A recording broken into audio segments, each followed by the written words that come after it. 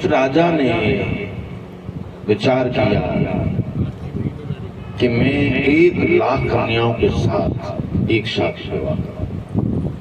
वो जहां भी जाता किसी राजा की बलपूर्वक कन्या हर लाता। कोई कन्या कहीं जा रही हो तो उसके भेजे हुए सैनिक उसका अपहरण कर ले जाते।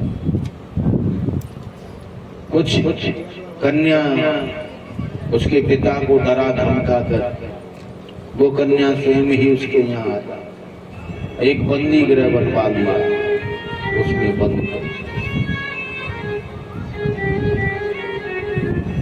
जब उसका पापाचार इतना बढ़ा तो उसने वरुण के छत्र को छीन लिया। वरुण का छत्र सबसे अनमोल है। तब तो उसने देवताओं को मणियां प्रदान करने वाला देवताओं का एक पर्वत है, वह पर्वत छीन लिया देवताओं से। वह मद में इतना मधवाला हो गया कि देवताओं की माता अदिति के जो कुंडल है वो अत्यनुपम थे, अति दिव्य थे। माता के कानों से कुंडल भगवान से देखा लगा।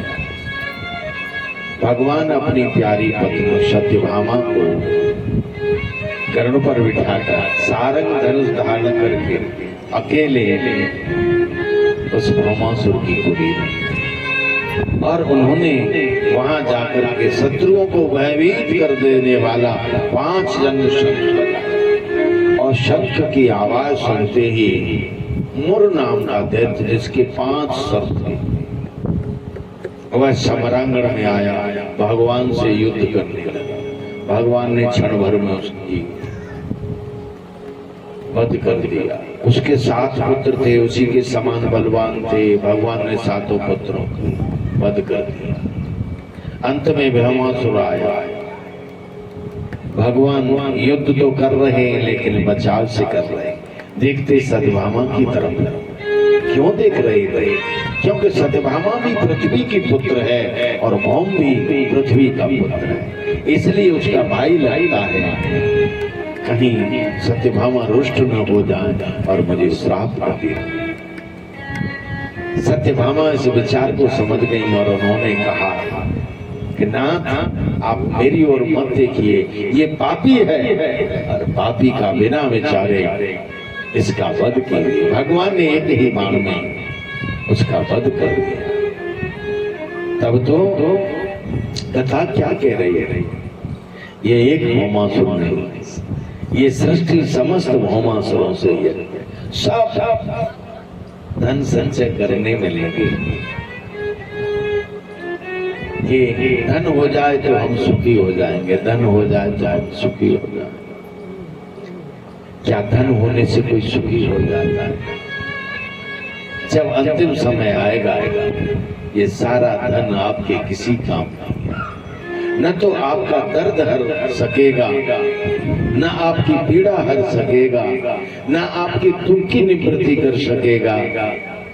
जब समय आएगा एक श्वास भी यमराज आपको अतिरिक्त नहीं देंगे, चाहे सारा धन दे दे। ये धन हमारे भोजन की निवृत्ति के लिए, हमारे वस्त्रों की निवृत्ति के लिए, हमारी आवश्यकताओं की पूर्ति के लिए होता है। यह तिजोरी में बंद करने के लिए नहीं होता। तब तो भौमासुर का बंदीगृह खोला तो उसमें 16,100 कन्याएं। भगवान ने देखा तो भगवान ने आदेश किया कि 5-5 सैनिक और एक पालकी में इसे ले जाकर इनके घर पहुंचा। वो कन्या नीचे सर करके रोने लगी और जमीन उलटने लगी। भगवान ने कहा अब तुम संकट से मुक्त हो, तुम शोक क्यों कर रही हो? अपने अपने घर जाओ।